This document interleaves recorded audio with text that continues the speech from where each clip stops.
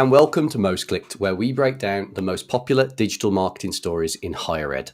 There are loads of different ways now to get involved with Most Clicked. You can find out more at wearesmile.com/Most Clicked. But for now, please do consider liking and subscribing this video.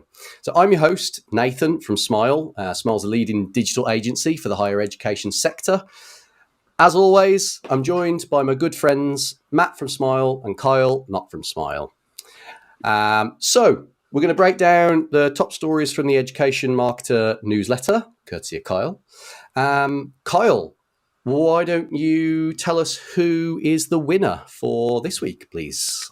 It's University of Sunderland, and we have Jane Oswald on from University of Sunderland, as you would probably imagine.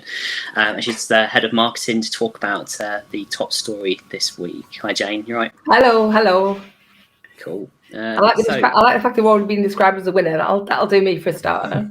There you go. Only in the most prestigious way possible as well. So we have a great piece from you this week. It's your hero video. So I'll let you have a wee chat about it. I'm just going to introduce it to people so they get an idea of what it is and why it stands out, because there are a lot of university hero videos out there. So I shared Sunderland's hero video this week because it had a slightly different take. Most hero videos focus very much on the university's story, but this one, in addition to being shot beautifully and having some amazing editing, really sort of focuses in on the people who make that story possible, i.e. the students. I know it sounds a little bit cliche, but there's a lovely line at the end of it, and I think it goes along the lines of something like, we're just here for you. We're essentially a platform that you can use to get where you want to go. And hearing that sort of language in a hero video is very refreshing. So Jane, I'm really glad you're here today, because I'm curious how that thinking sort of moves through the rest of your marketing, how you reached the point where you made this video, and just tell us a little bit about what you intend to do with it. So a bit about the thinking behind it and what you intend to do with the piece. Yeah, well, as you probably know, the hardest thing in higher education is probably differentiation. So we didn't want to do a typical university video, and we did really want to launch a bit of a new strategy, which is career focused courses. So for us, the obvious thing to do was to focus on the graduates, rather than just saying we do this course. So we went something a little bit edgy with a bit of pace, but also then really stopped and made you think. Nath, what do you think? You've seen quite a few hero videos in your time. How does this one stack up? Full disclosure, very biased. Sunderland has a very special place in my heart. We've done a lot of work with Sunderland, but I think it just kind of confirms everything that I have always thought about when I've been working with Sunderland. Like, it's a university that so obviously cares about its student community. Sunderland is this kind of wonderful place, and the video captures the city by the sea whole vibe thing that's going on. But I think more than anything, it is that whole thing of in that video, I see a university that cares about its student community, and there's just something really heartwarming, I think, about that. That's nice to hear that comes over, actually, because that was, we say we've got an inclusive and welcoming culture, and that was one of the things that we did want to put across there. I think coupled with the fact that people are surprised by Sunderland. The city council are doing a big campaign, tourism campaign at the moment, talking about Sunderland being surprising, from the blue flag bleachers to the fact that we've got actually amazing digital awards going on. We won Digital City of the Year last year. So I think there's a real surprise, not just for the university, but for Sunderland as a whole as well. Yeah, I think for me, it reaffirmed my understanding of the university, having spent time there and in the city. It just feels real. It doesn't feel like marketing BS at all. It feels legit. There's a couple of bits that really stood out to me. I love the pace. You mentioned that, Jane. I love the fast pace. I love that kind of typographic approach to adding the words to the spoken words. And then I love the reference to the beaches as well. I mean, we used to stay down by Roker Beach, and it was great. Our families came up with us when we were working with the university. So just just a really nice place to be, and it really tells that story well. Yeah. I think we went for the authenticity, and one of the voiceover we used actually Lauren Laverne as a voiceover, and we searched for various voiceovers and none of them felt right. It needed to be someone authentically Sunderland, and she is, and we've used her in radio ads before, which is, like you said, that authenticity was something we were after, not somebody putting on a Macam accent. Yeah, I mean, the voice really stood out. I couldn't picture it, where it was from or who it was. That's amazing. What a pushing the boat out, really. That's great. Yeah. She's one of our honorary graduates, so she does quite a bit of work with us, luckily. Amazing. Great. Nath, should we move on to our next story? Oh, Nath, mate, you're gone quiet. Can't hear you. Wow. There's our first screw up of our run, Ta-da! Yes, no, absolutely, Kyle. Let's move on to our second story and move swiftly on from my technical hiccups. Without drawing any attention to it at all. So we're moving overseas now to the States. Came across an article about university marketing spend over there. There's a few other little bits in there. I can't remember the name of the publication. I think it's Hedinger Report or something like that. Yeah. So it talks about university marketing spend, but the thing that really stood out for me was the sheer amount, right? So University of Maryland, just as an example here, they intend to spend $500 million on marketing over the next 5 years, and that's starting from 2019. That is, and half of that's going on digital ads. Wow, that's like one uni. I'm pretty sure that's the entire marketing spend of Midlands universities, over a 10-year period or something. I just find it crazy, and especially the half of it being spent on digital ads. And one of the reasons this is happening now is because over in the States that they're having problems getting students in. I think recruitment's taken a dive. There's less people wanting to go to these universities. It's kind of a similar picture here, though. With the elitist institutions like the Russell Group, recruitment's quite bubbly. Whereas on the other end, it's still a little bit fighty. But in the States, there's a massive divide between the Ivy League and community colleges.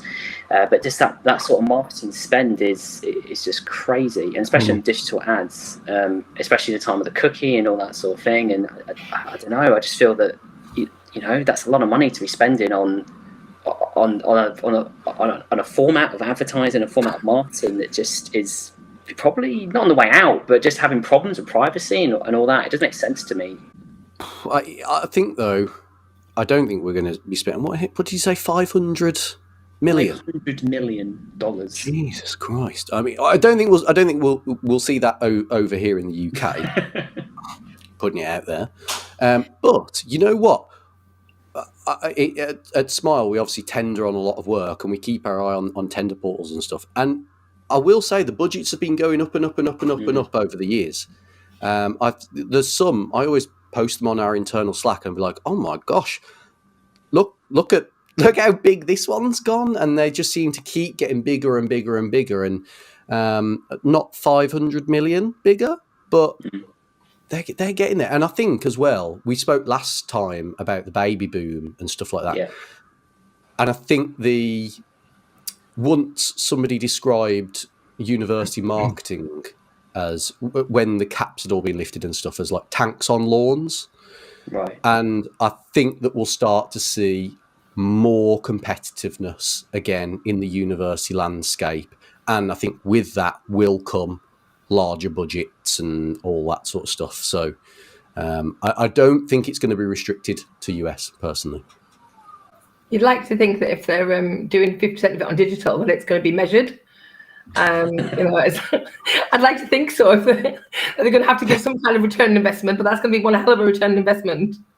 It certainly is. The thing for me, I just feel like there's so much potential for other initiatives. I mean, you can imagine what you can do with that sort of budget for content marketing. You could recreate something absolutely incredible. So yeah, I mean, who knows? I mean, that was their forecast from 2019. I'm sure it's changed since then, but the amount in that's the amount. That was the plan. So yeah, real crazy over there right now. Yeah, I mean, we've spoken before, haven't we, Kyle, about 500 million. Imagine what you could buy. You could buy companies with that money. You could buy publications, make them your own.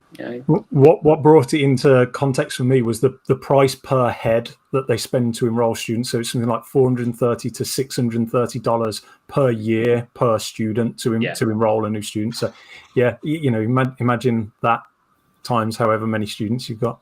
Yeah. Crazy. I think I'd be taking a big chunk of that and spending it on staff rather than necessarily on advertising. To actually having people to help you do it. Yeah, very true. Very true. All right. Kyle, our third and final story is... print publications at universities. Who knew? Slightly different take, not prospectuses. I know, Nathan, you've got a lot of experience of university prospectuses and rethinking them, haven't you? But yes, so a couple of universities in the States, I covered them last week. There seems to be a bit of I think resurgence is the wrong word, but I've noticed the print publications that are surviving tend to be very strong. And I'm not talking about like brochures or prospectuses here that promote courses. I'm talking around, like, again, lifestyle probably isn't the right word for it, but these are publications that really explore campus culture.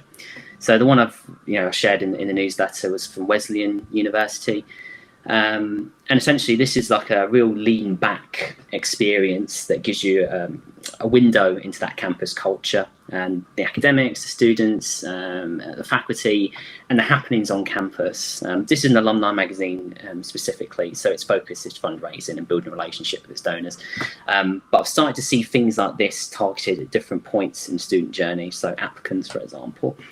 And I think a few universities are really tapping into this idea that now a lot of brands are axing or shuttering like print publications, because in COVID we didn't want to do that because you associate touching things is not a good thing or whatever that is.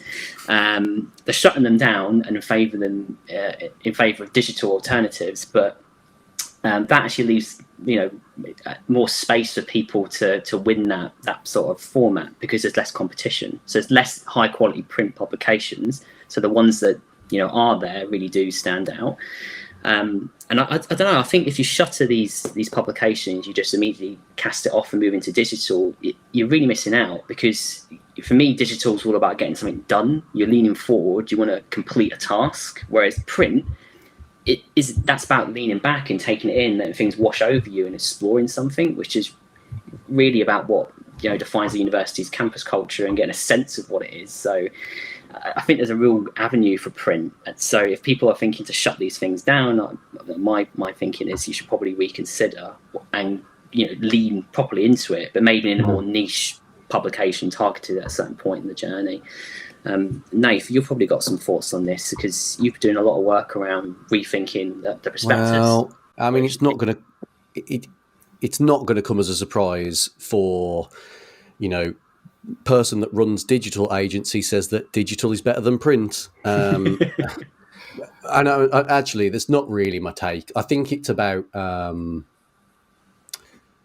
like quality. So it's more so about save money by not using print for mass market stuff. Yeah. And then, like you say, focus on niches and then make it beautiful. Like when Matt and I went to university together, and I remember us sitting in the print workshop, obsessing over papers and finishes, the stuff that we were just like, oh man, this is so cool. And it is, but I think a lot of university print has to make a lot of compromises nowadays, because it has to try and tackle mass market. And so yeah, I think there's a place for print. I'm not going to lie. There was a part of me that died inside when threw up a PDF in a screen share. I'm not okay with that. But I think there's a place for print still, and I think it's where it should be like a real premium, Yeah, I agree. I think you touched on something there around quality, Nath. And Kyle, in your article, you compared them to Wired, I think. And I was looking through, and it reminded me of a magazine called Esquire that I used to use as inspiration for a lot of the print work that we used to do years and years ago. But yeah, it feels like we always talk about websites and how they're competing for students' time against things like Spotify and Netflix, and it feels a similar boat here in the same way that they're kind of competing against those high-end magazines where you do sit back and you immerse yourself in them.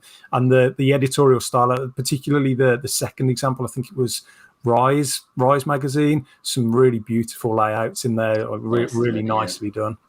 I would say I'm still a bit of an advocate of print. I've been working in universities for nearly 20 years, and I remember having the whole conversation 20 years ago about, is the prospectus dead? And that's still doing the rounds. But the one thing is that certainly for us, we have started doing a bit more print and a bit more stuff through the doors, because actually nobody is doing it. Yeah. So in terms of that differentiation, if all your other competitors are not putting anything through anyone's doors, it's a chance to just do a little something, like you say. It doesn't have to be huge, just something that's high quality and a little bit special.